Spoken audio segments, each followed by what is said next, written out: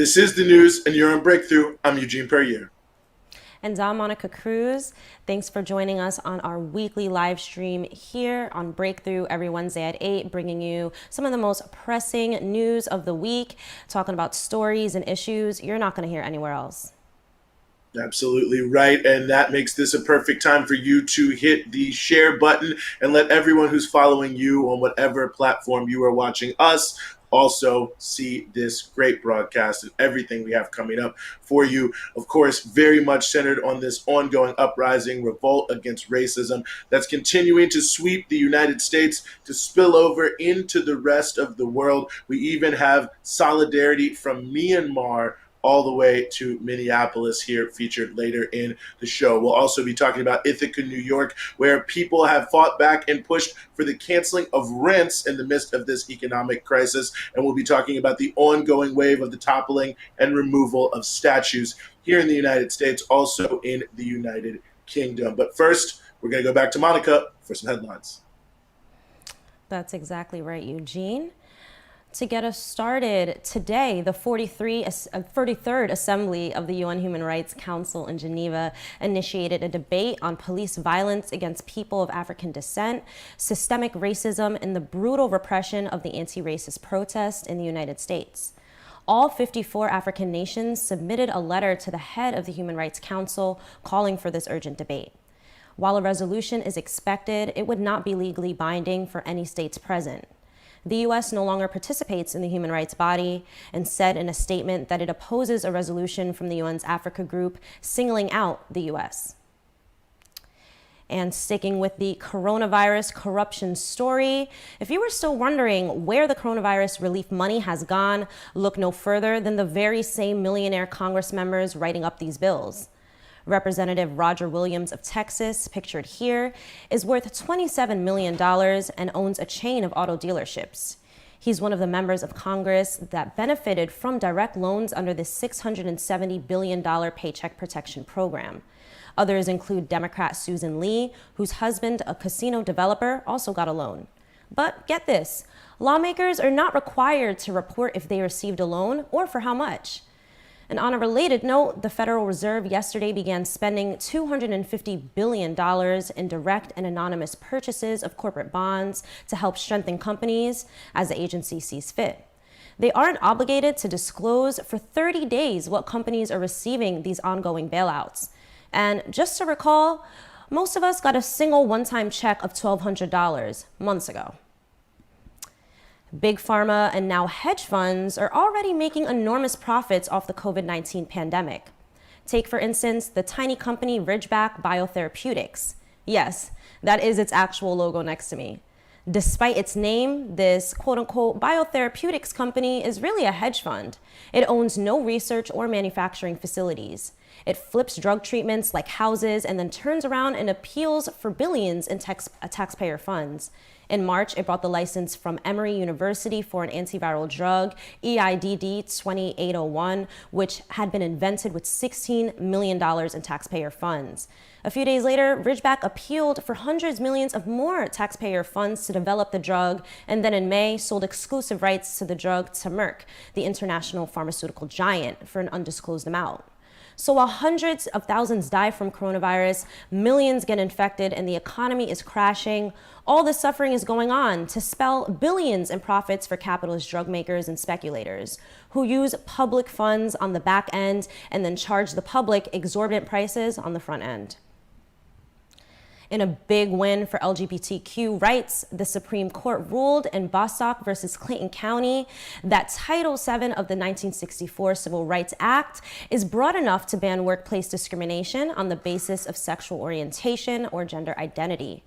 In practice, the ruling means that no educational institution or health provider receiving federal funds may discriminate against LGBTQ individuals. This ruling comes days after a considerable setback in trans healthcare, as the Trump administration announced the reversal of an Obama-era measure that considered trans people protected from sex discrimination in healthcare. The Bostock decision may create a legal basis to strike down that measure. A major weakness in any anti-discrimination law in the United States is that a worker has to prove an employer's intent to discriminate. With at-will employment, bosses do not need to give a reason to fire an employee, and so discrimination can be hard to prove in court. And that's it for this week's headlines.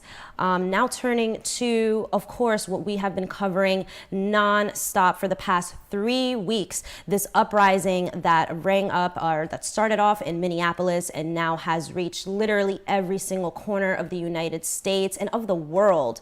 So we're gonna turn to some really fantastic sights and sounds from some huge demonstrations that took place here in New York City, where, if you didn't know, Breakthrough News is based out of. About 25,000 people in the streets of New York this weekend. Let's go take a look.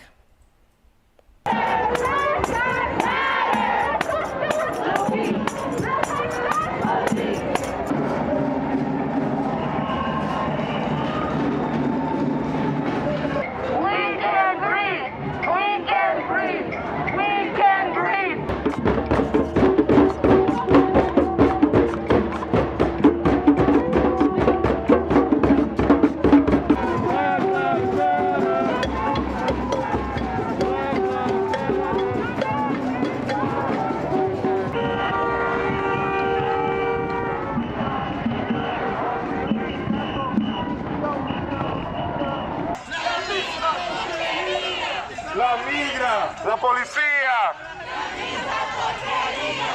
La migra, la policía.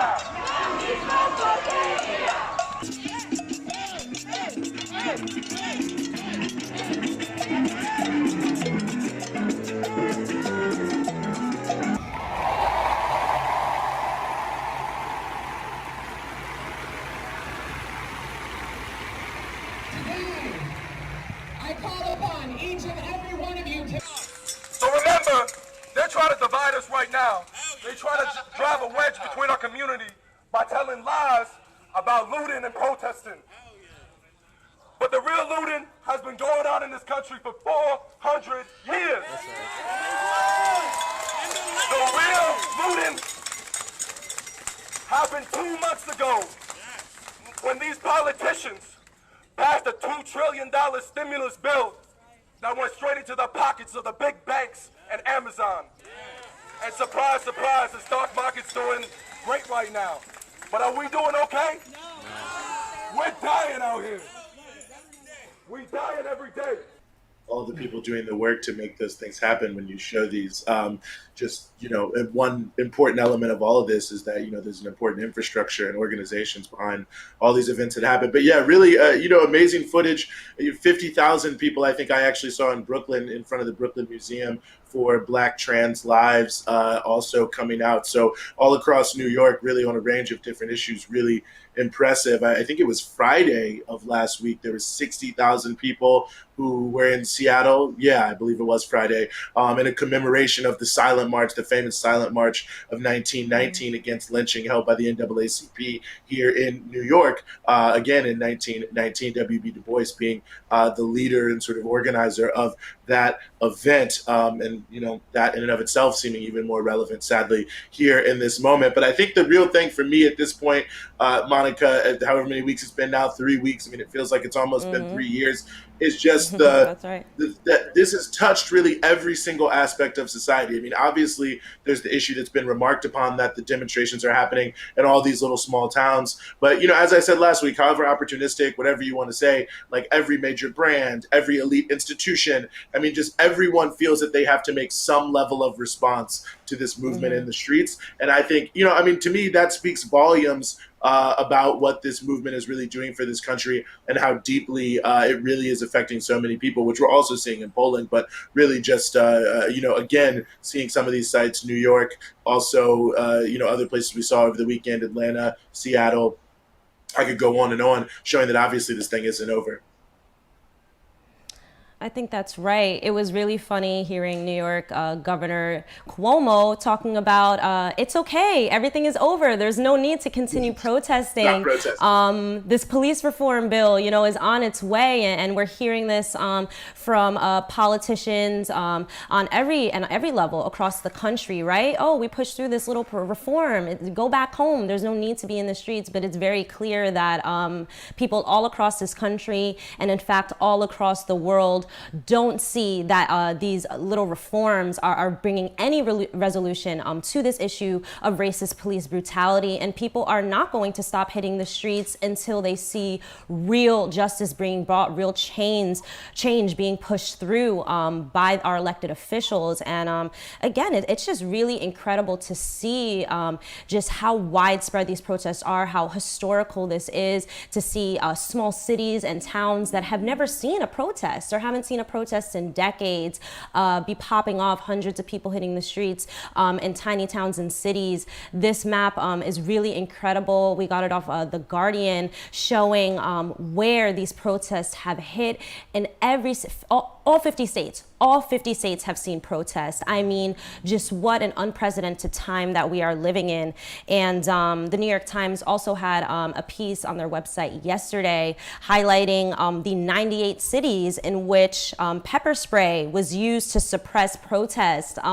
This is only the first dozen or so. We don't have enough space to go through all of those images. Yep. Yeah, we only made it to J, right? Only halfway through this really disgusting a list of this unnecessary brutality from the police, right? All this talk, we already discussed this. Sorry to cut in, but just since we left off at LA, I just want to say in LA, with the LA Times put out this unbelievable, like this just popped into my mind, this unbelievable report about how the police are explicitly targeting like male genitals, people's eyes. I mean, it's unbelievable with these rubber bullets and things like that. So the tear gas, but all the rest of it, I mean, you just have to see it. But I'm sorry to break in there, but it just popped in my mind when you were saying the tear gas in all these cities, how brutal this repression is. I mean, it really just goes to show the nature of the police and what role they play in our society, as we're seeing a historic uprising against police brutality be met with police brutality. And this is in a moment where the police of this country know that the entire world is watching. This is the cops on their best behavior.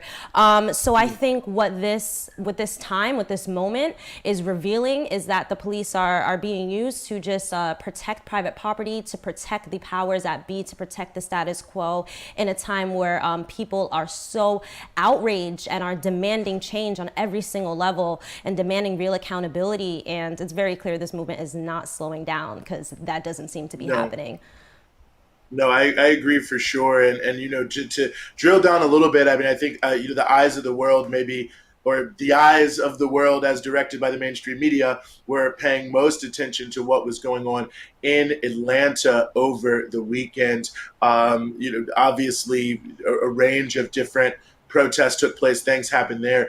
We want to give you some sense of the whole sort of run of the events and things maybe people didn't see. We want to bring up this first video. I mean, one of the more notable things is one of the more major highways in Atlanta was actually blocked by protesters for a number of hours there, you know, snarling up traffic in a major, Atlanta's a driving city, so, you know, this kind of thing has a major impact in addition to it being a major interstate. 7 lanes have been shut down, and as you have seen, it is I'm going to stand up and walk over to the television monitor here so I can see it a little closer. But again, we're counting 7 different lanes. As Crash Clark, I think, said, 7 lanes of highway. Either the National Guard made a return visit, or some police agencies that have military trucks were also called in to help block the access points to the interstate. So. Doug, anyway, I have a couple of questions for you. Mostly Atlanta police, though, until you get onto the highway, and then. So you can see there, obviously, I mean, I wanted to start with that actually happened a little later in the day, but because, you know, you saw many different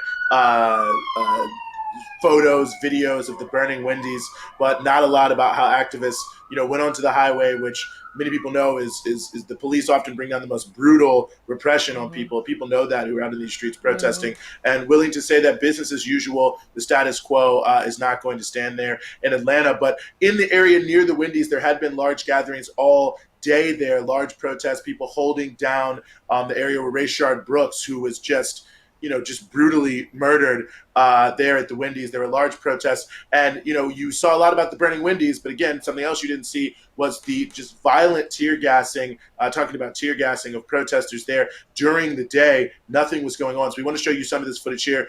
This comes from the Georgia NAACP. Yes. Oh, they throwing tear gas. Fuck. Damn, there's tear gas all in their car. Oh no, the baby. Oh, fuck. Oh shit. No, the baby. Oh, I gotta go in there. No, they in the truck. Get out of there. Go. Come on. The baby got hit by tear gas. She in the back of the truck. Yo. So, I mean, you heard the narration of the gentleman who took that video there, a baby being tear gassed. I mean, this was released by the Georgia NAACP, denouncing the mayor and others for this sort of behavior, claiming that they want to have police accountability. People were just there protesting, holding things down, and were just tear gassed like that, even a baby, in this response to Rayshard Brooks. And this final piece that we just want to bring up here is just an example of the type of repression that was brought down on these protests, which extended later into the night, of people trying to hold this ground near the Wendy's here. You can see people are gathering here towards, and it's a little hard to tell, but you can see the police sort of forming a line there on the other side. That's the burning Wendy's. And then here's a line of riot cops that were coming in. It's a little later than what you just saw there, but sort of a continuation of that. That's a little bit further back there where the Wendy's were. You can see this, like the stormtrooper nature of the people who they brought out there. Some of the area where some of the protests were happening that gassed earlier that you can see there. So nevertheless, just wanted to show you that last piece as well, just to give a full extent of the type of repression that was brought down in these protests of people who were, rightfully deeply angry about what happened to Rayshard Brooks. I mean, there's a lot of different elements to this on a couple different, planes. I mean, it's, after everything else, for this to even happen, I think it almost leaves you so speechless, like, for the police to act this way. But, I think it's important to frame this initially in the way people are looking at this. Well, this isn't the same as George Floyd. He pulled this taser. I mean, when you look at the issue of what actually took place, and we've seen the body cam footage from the officers, they're having a calm, cool, collected conversation. He admits he had a few drinks. He's like, you guys are just doing your job. I get that. There's not that much going on. He'd been celebrating. I mean, it seemed like a situation of someone who'd been celebrating, maybe had a little bit too much to drink, pulled over in a parking lot, sleep it off, wait it off, or whatever. Better certainly than driving in the road. And the fact that people are like, well, anything that happened after this with the taser, whatever, let's just forget that right now. But the fact that people are saying, well, all this other stuff, to me, it just denotes this is a guy in a car, too much to drink. Why did they even arrest him? How did they not take him home or call him an Uber or do something like that? I mean, when you're like a drunk college student in any college USA, they always say call whatever number for whatever shuttle, safe ride, blah, blah, blah. And I guess that's no shade on safe rides or whatever. But either way, at the end of the day, I mean, how does a call from a dude in a Wendy's about someone sitting in a car in a parking lot even turn into putting handcuffs on someone when it's obvious he's not a threat? He's very responsive. They're having a clear conversation. I mean, it just makes no sense why it escalates to that level. But then, to even go further, he's running away. They shoot him in the back. There's a lot of case law around whether that's justified or not. I don't want to get into that in general, but people say, oh, well, he tried to tase them. Well, I mean, you look at the history of all the black people who have been shot down in the street for no reason at all. And here he is, in this ridiculous tussle where he's been tased and beat and partially arrested instead of giving a ride home when he was a totally cooperative person just trying to do the best thing and celebrate his daughter's birthday. I mean, yeah, he turned around and tried to tase her. He was fighting for his life. What is he supposed to do? Like, at a certain point, you have to ask yourself, all the onus is put on the victims of these police murders to act a certain way. But it doesn't matter what you do, what you're doing, where you go, what you say, or whatever. They're going to kill you anyway. So at a certain point, yeah, someone who has a taser is going to turn around and try to save their own life. I'm sorry. But to disqualify it because of that is absurd.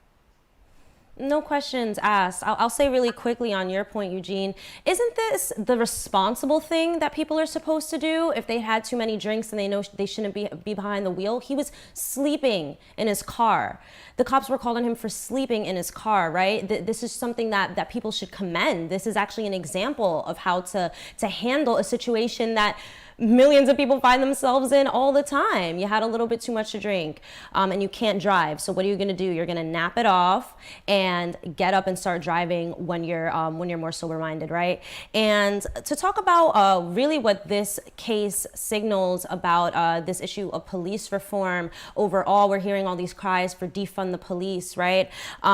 Really, we can't help but call out the hypocrisy of Democratic mayors like Atlanta Mayor Keisha Lance Bottoms, who was, giving so much emotion, such an impassioned speech about how horrified, shocked, disgusted, every single word in the dictionary about this killing, and then turns around to continue pushing forward a proposed city budget that would allocate 1/3 of the budget to police spending, 1/3 of $670 million to police spending. And she said herself, she does not believe in defunding the police. And she's talking about pushing forward more reforms, talking about these, training courses, the de-escalation, all of the firearms training, all of these things. Now, here's the catch, and here's why I think the murder of Rayshard is such a perfect example of why these little reforms do not work, as we're seeing time and time again. Officer Garrett Rolfe, who killed him, just back in January, 6 months ago, he attended a tactical police training on how to fire your weapon without killing someone, right? He also attended a cultural awareness course back in April. He's actually had over 2,000 hours of trainings on firearm use, on de-escalation, on tactical team operations, all of this. So 2,000 hours worth of training under your belt, and you still don't know how to de-escalate a situation like this without shooting someone in the back as they're running away. So I think this again just makes it very clear that these reforms really don't make that much of a difference. And let's talk about 6 years ago, the start of the Black Lives Matter movement, all of the small reforms, the body cams, the consent decrees that we've discussed in previous weeks, talking about this issue of police brutality. None of these things have worked. And as I just said in my last comment in response to those clips from New York City, it's very obvious what the police stand to do. And if we study the history and trace it back to police departments literally originating as slave patrol, their job was to protect property. And what was that property? Black people. Right? So how much can we change about an institution that is literally rooted in upholding violent white supremacy and chattel slavery? That's really all I have to say about that. Just this absolute hypocrisy, the absolute ineffectiveness of these reforms. And I salute these protesters in Atlanta coming out despite this harsh repression, and the protesters around the country continuing to do this and really ignoring all of the empty promises and lip service that we're getting from our liberal politicians. Yeah, I mean, my final point on this whole thing is all these tears lost on Wendy's. I mean, I can't even imagine that you would be concerned about Wendy's. People saying, including, I believe, Keisha Lance Bottoms, something about people going to bed hungry. Wendy's is not giving out anything but diabetes, high cholesterol, and low-wage jobs. Realistically, she did say that something about a food desert. Isn't that your job to make sure that there ain't no food desert? You're talking about the food. Wendy's is not a solution to a food desert. I mean, get out of here. Just the level of misplaced identification with this inanimate building that represents a corporation that certainly is not pushing an agenda that's in favor of Black public health or poor people public health is absurd to me. But that's just one piece that I wanted to just put out there, is this whole idea, good protester, bad protester, Wendy's burning down. The issue is not the Wendy's. And if you're making the issue the Wendy's, you yourself are the problem.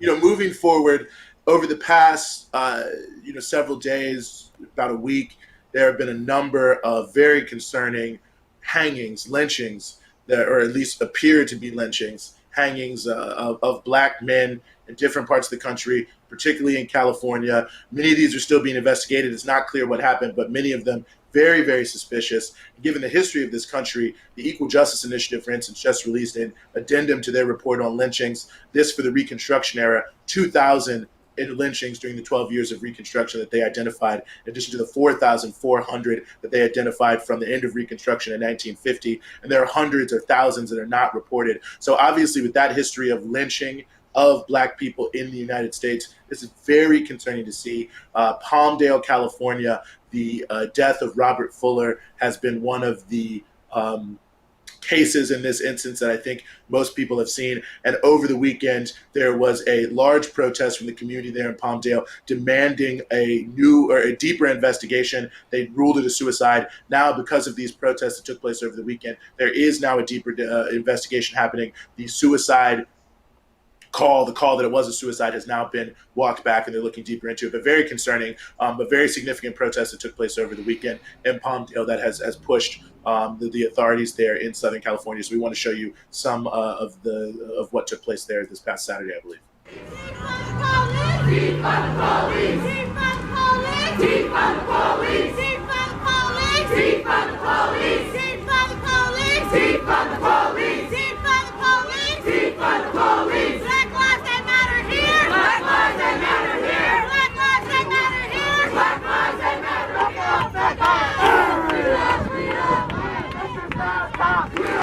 Hi everybody, I am Diamond Alexander. I am Robert's middle sister. This is really crazy to all of us, and we really are here to support Robert, and we really want to find out the truth of what really happened.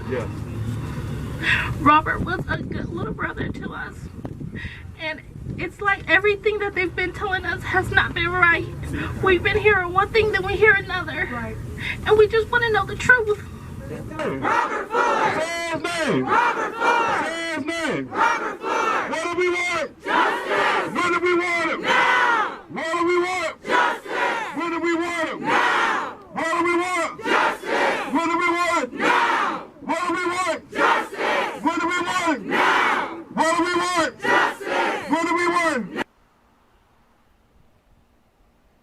And obviously an ongoing story that we'll continue to cover. And we just want to thank some friends of Breakthrough News there in the Los Angeles area that were able to provide us with that on the ground footage. That's right. Truly a horrifying series of cases. All solidarity to his family and to everyone on the ground fighting out in California to get justice for this what looks like really a lynching.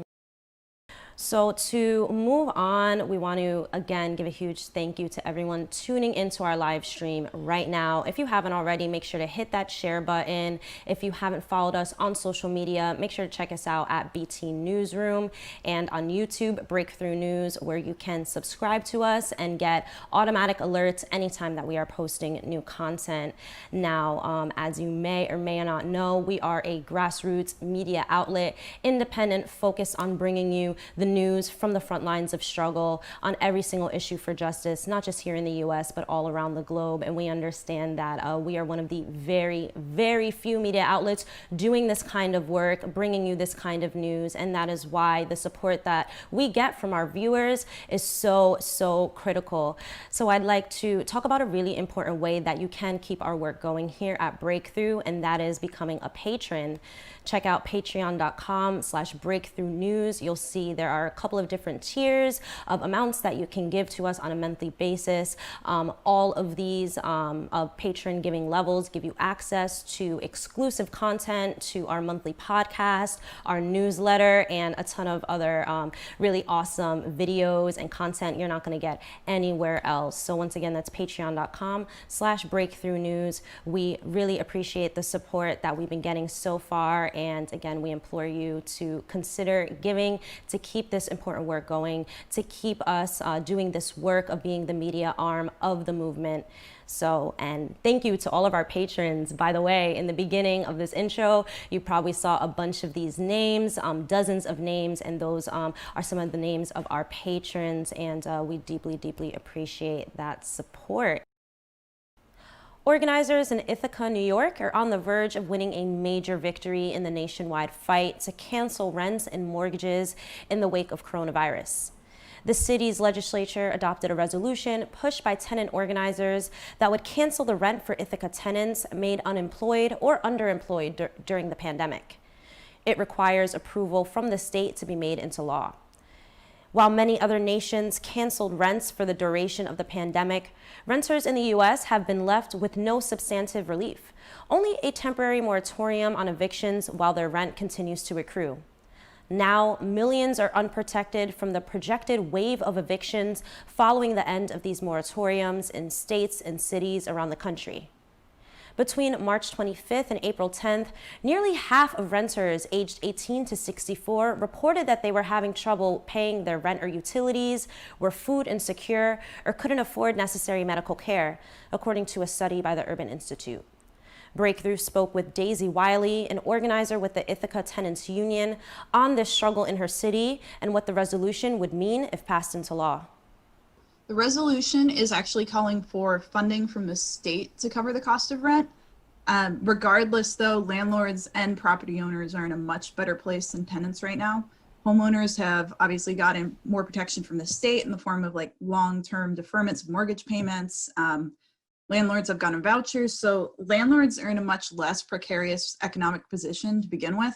The bill will help those who haven't been able to pay rent since to prevent them from being evicted once the moratorium is lifted. And that will forgive all rent accrued since March and until the end of July when the moratorium lifts. So it won't affect those that still have employment or can pay rent otherwise. But if the state has refused to act for the most vulnerable by July, we will explore the option of extending the measure further. It was entirely the people that made this possible and not politicians on any level. It was originally a really small group of like some previous organizers in union or other work, students, professors. We have a couple colleges here, so there's a lot of that. And some people that are suddenly unemployed due to COVID, and those really feeling like the urgency of organizing in this moment. The peak of it, though, was really when we co-sponsored PSL's Cancel the Rents car caravan. And this really like emboldened a lot of other tenants who maybe weren't aware of this going on and got a lot more massive support behind the bill. And also like really got us that on the streets visibility. The original resolution that we drafted was actually to cancel rents for all tenants since the beginning of the pandemic. And Common Council of Ithaca added means testing, which means that folks will have to prove economic hardship, which makes it harder for groups like the undocumented. And our original plan was for those who can pay to continue to pay, and those who can't won't, like no questions asked. But this was a major sticking point with the Common Council and something that they added last minute without really giving us a heads up. So the resolution still needs to be approved at a state level by the Department of Health.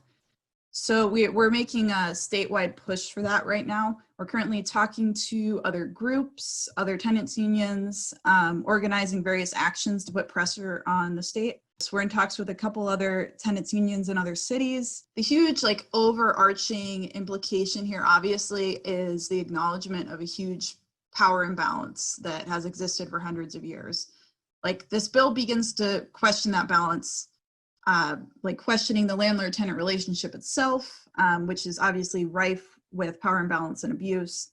It questions an economic system which would obviously rather leave its people on the streets and evict them during a pandemic than actually decrease the profits of the ruling class. Get organized, join a tenants union or make one if you don't have one.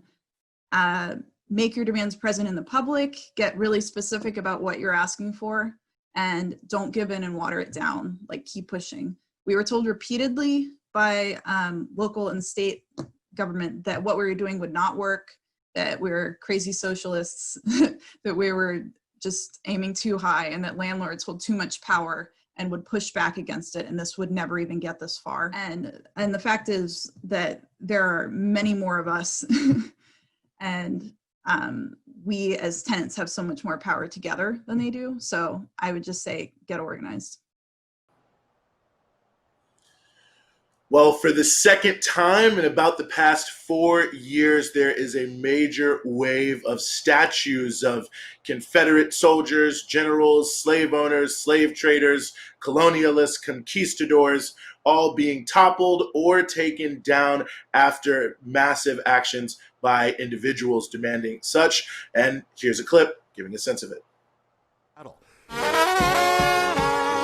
At the same time, around the country, protesters aren't waiting for cities and counties and are pulling down monuments to Confederate history, setting statues on fire and dragging others out of parks and public squares.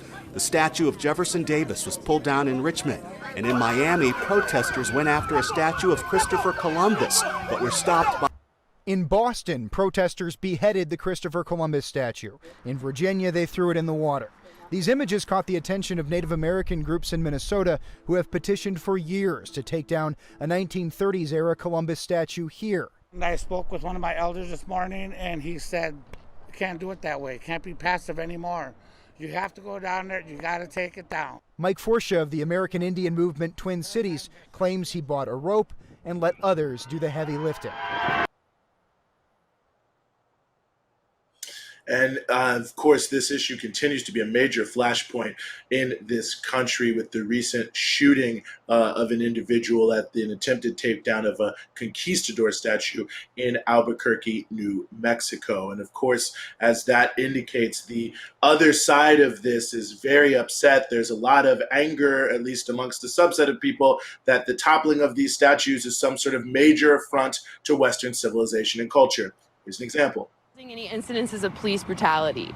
No statue is causing any injustice. Republican State Senator Amanda Chase took her frustration to Facebook. It's all about shoving this down people's throats and erasing the history of the white people. Erasing the history of the white people. That's a state senator. That's an elected official.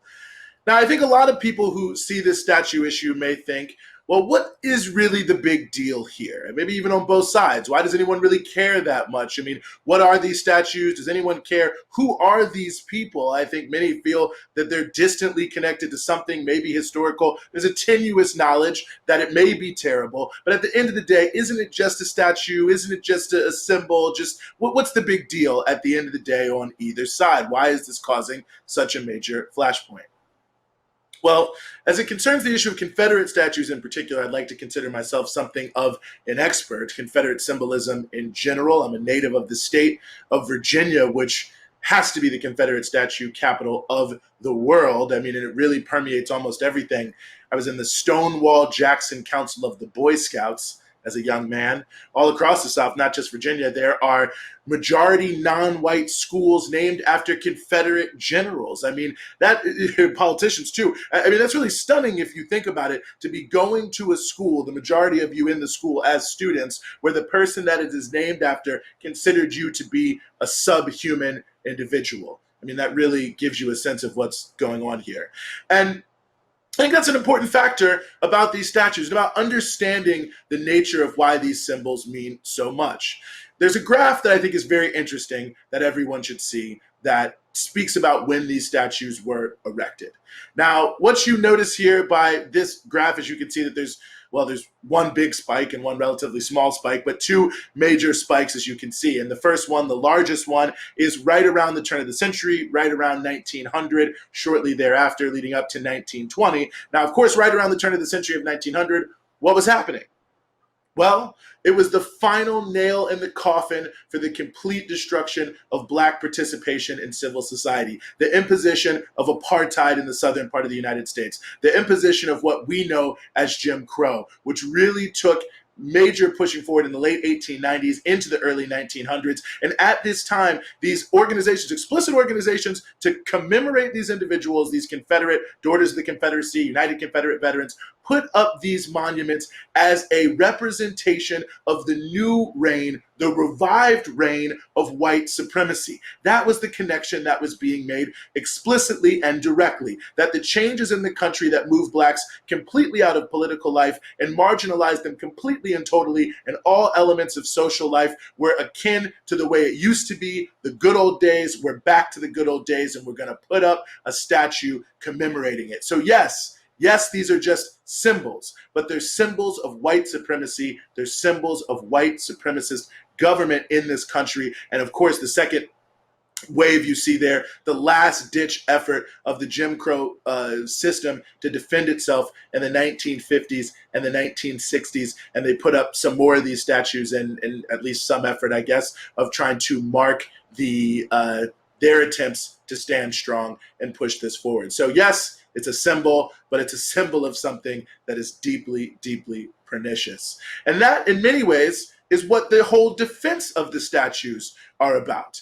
Because when you put up a statue, you're not just commemorating something, you're saying that it was good, that it was righteous, that whatever this person that this statue is about did something that is at least worth us emulating or remembering or continue to hold in our hearts in some way. And that sort of non-neutral history, I think, is important, because one of the main defenses about these statues as well, we have to keep them up to commemorate our history. Yes, commemorate our history. If only there was a place, a building perhaps, with staff and exhibits that could explain everything that went on in the context of things that happened in the past. If only that existed. Oh, it does. It's called a museum. There are also, of course, books. So clearly, the issue of the statue is not about history. Statue is about veneration as much as it is about commemoration. And the people who want to defend these statues are really in a place where they don't want to recognize the reality of what the statues represent, because it speaks very heavily to the defense of the country they claim to love. Just to give you an example of this form of argument, here's the White House Press Secretary Kayleigh McEnany. As I noted yesterday, where do you draw the lines? Are we to remove from history George Washington? Are we to remove Thomas Jefferson? Are we to remove FDR? Where do we draw the lines? That's where the president stands. Where do we draw the line? What about Washington? What about Jefferson? You hear that every time these come down, sort of like, well, okay, the Confederates, but what about Washington? What about Jefferson? Why she included FDR, I'm not 100% sure, but okay. The basic point of the whole thing is this, that in order to recognize the truth about the statues, these defenders of the statues have to recognize that it says something about the morals of the United States today. The country that they defend is not clean hands. I mean, you look at the history, the current actions of so many of these public officials and the way they use history to justify it. It's about American patriotism. It's about American values. And of course, the worst crimes, the most horrible crimes all across the earth are committed under the name of American values, American ideals, American democracy. And quite frankly, why not when you think about it? Because look at the people these statues are defending. They committed the worst crimes, the most horrible crimes all around the earth in the name of American ideals and American democracy. And so ultimately, to explain or to really fully grapple with what the statues represent, with the history that they represent, is to expose the moral rot at the core of the claims of American democracy and ideals and city on a hill and world-leading greatness that America seeks to put out there. So those defending the statues are indeed afraid of what this brings out. The statues, yes, they are symbolic, but they're symbolic of the moral bankruptcy of the current system that these defenders are representing, of white supremacy, of bigotry, of inequality. I mean, that's what so many of this country, what this country is rooted in, certainly what these statues are rooted in. And it's ultimately what this whole struggle is all about. It's about a struggle for democracy. It's about a representation of the country that doesn't deny the humanity of all the people here. For anyone to have to live under a regime where the moral veneration of the people who are up on these pedestals is to deny the humanity, the existence, certainly the political participation of you as an individual and yourself as a community, if you're especially a Black person in this country, is a complete and total insult, a total affront. And how can you possibly say you have a democracy where all people are created equal if there can't be a move to remove these sorts of statues which represent the exact opposite? What a powerful story. And of course, we're seeing folks out in the UK take down statues of slave owners and traders and all of these other racist figures of the past. It's really incredible to see this movement against racism, against police brutality, and really against the system of white supremacy as a whole hit every single corner of this world. Well, and on that note of hitting every single corner of this world, we have seen major protests in solidarity with the uprising here in the United States, and also highlighting similar instances in their own country all around the world. Solidarity from many different places. Paris, France, I know, has been one that a lot of people have seen all over the news. But one place I bet you haven't seen in the news that is sending solidarity are workers in Myanmar, garment workers in Myanmar who are working in these sweatshop conditions, making the clothes for these major brands, many of which you know. You can see here this photo to my left there. Federation of Garment Workers of Myanmar stands in solidarity with the American sisters and brothers in the struggle against racism. Black Lives Matter.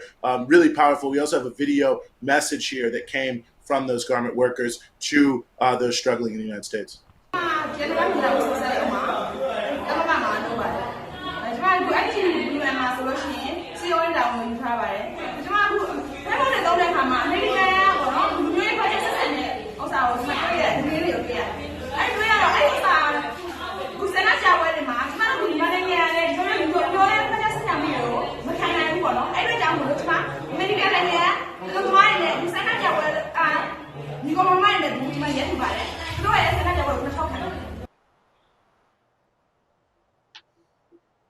Well, certainly workers there in Myanmar taking a deep interest in showing solidarity with the uprising against racism happening in this country. And to give you more information about what's happening for these workers in their country, we were able to interview a labor organizer helping these workers push forward their efforts to unionize and improve their working conditions.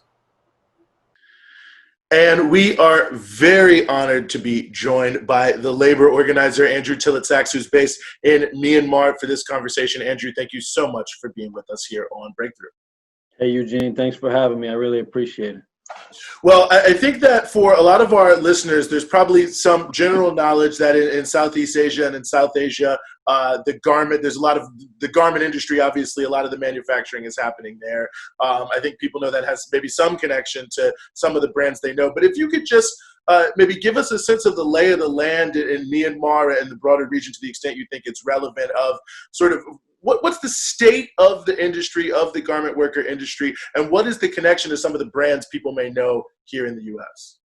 Well, I guess the general state, Eugene, of the garment industry is that it's absolute hell to work in, just in general, even before the pandemic. The working conditions are unbelievably bad. It's almost impossible to describe until you see it yourself. But, you know, if you've read stuff like Upton St. Clair's The Jungle, or, you know, descriptions of the factories in England in the 19th century, it's like that, where, you know, most of the workers are working 70 to 75-hour weeks.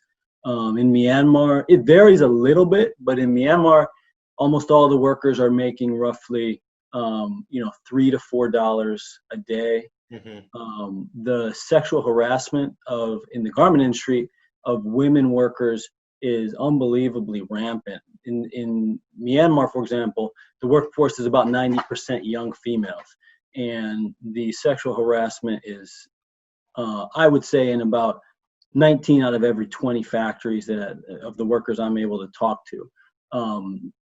Not clean drinking water, no fire exits. Workers aren't allowed to use the bathroom. Workers aren't allowed to leave the premises of the factory until the shift is done. Things like that are commonplace. So it's just an absolute hellacious, inhumane place to work. And this is where most of your clothing is being made. I mean, these are not exceptionally bad places. This is where Nike's produced. This is where Adidas is produced. This is where Zara's produced. This is where H&M produced. Most likely the clothes on your back are made under these conditions, with this type of exploitation being the foundation for how you get your clothing. And so that's before the pandemic. I guess I would say now the state of affairs is, if there was any hope for this industry and the working conditions changing, it was in some of the burgeoning trade union movements in these countries where workers are, expectedly organizing unions, organizing strikes, organizing fightbacks to demand that they get treated with some humanity, and to demand that they get at least some share of the mass profits they're producing for these brands. And the pandemic has essentially brought on, a period of what people would describe as disaster capitalism or shock doctrine tactics from the capitalists in these countries, from the factory owners and from the brands, where they're attempting to seize upon the crisis to try to essentially extinguish any of the flickers of worker organizing or any of the flickers of trade union organizing and labor movements that have been starting to gather. And so what you're seeing now is things like union activists who are speaking up for improvement of working conditions, or for things just like proper PPE and COVID-19 safety precautions, being thrown in jail. So in Myanmar, for example, there's several cases where workers have led strikes in demanding proper safety precautions in these factories due to COVID-19.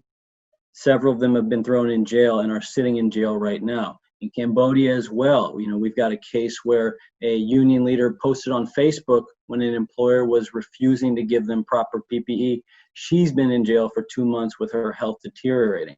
In addition to the imprisonment, we're seeing a lot of mass firings of union members. So factories where they have organized a union, the factory owners are coming and saying, well, we're not getting as many orders from the brands because of the pandemic. And we're not getting as much raw material because of international border restrictions. Thereby, we have to dismiss all of the union members. And that's 500, 600, 700 union members, while they permit the non-union workers to keep working. So it's a complete facade, right? It's just attempting to use COVID-19 as a pretext to bust the unions. And it's getting worse and worse.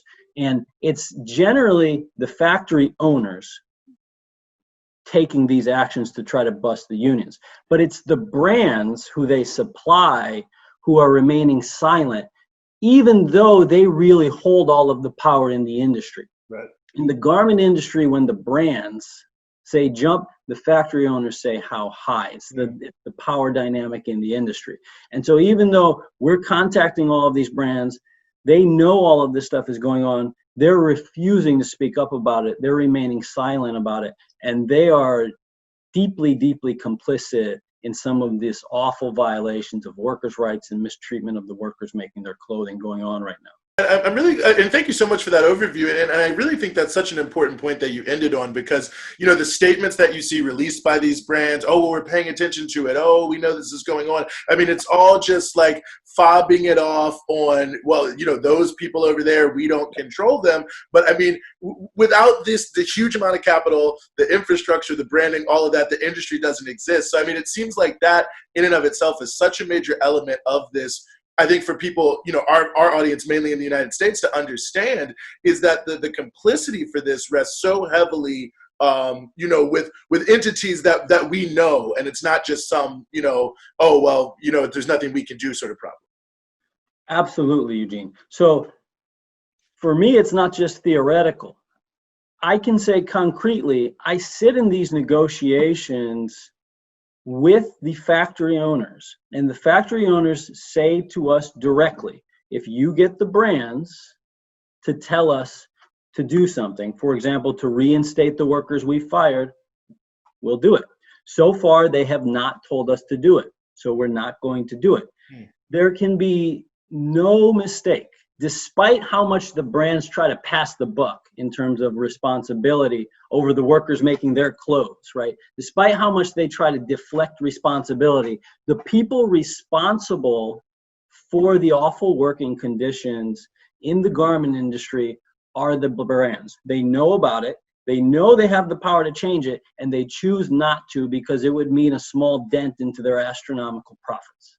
Or what are some of your thoughts about how to bring together workers' movements across borders? Because as many differences as there are with these globalized supply chains, it just seems more and more, that the people on either end making the garments at Zara and, the 19-year-old selling them, sometimes the 45-year-old selling them in the shopping center here, that on both ends, there has to be some connection. Yeah, I mean, I think you're right, Eugene, in that particularly in the garment industry, international solidarity is very important because you've got the workers in one country, the factory owner is usually based in another country, and then the brands and the consumers are usually based in a third country. And so any attempt to really mobilize pressure on all three of those things by necessity usually involves workers or activists from a variety of different countries. So in some of these campaigns we have going on now, like these union busting campaigns in Myanmar, the union is being attacked in Myanmar.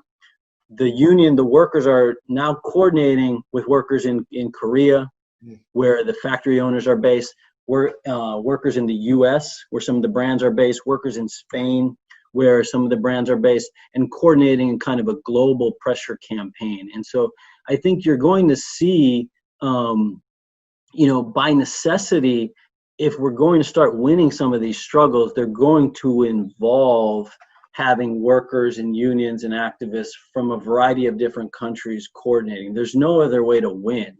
And I mean, my general thinking, Eugene, is through those struggles, if we can launch as many different struggles, very concrete struggles, we will be able to build the type of relationships where there's going to be that type of exchange.